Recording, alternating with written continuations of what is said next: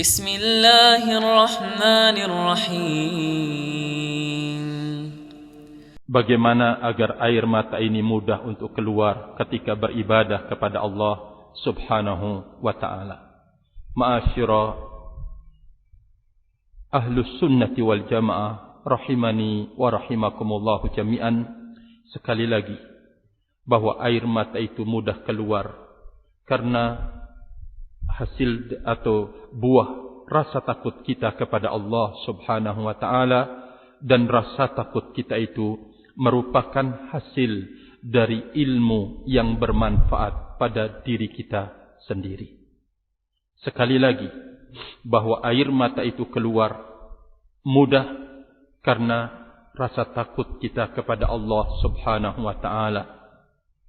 Dan rasa takut kita kepada Allah Subhanahu wa ta'ala itu merupakan hasil dari ilmu yang berberkah.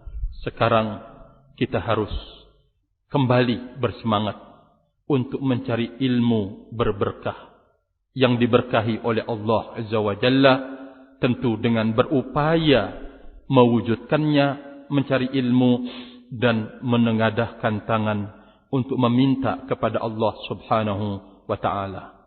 Mereka-mereka yang telah mewujudkan ini semua, ternyata mereka-mereka yang berjalan di atas manhaj yang hak ini.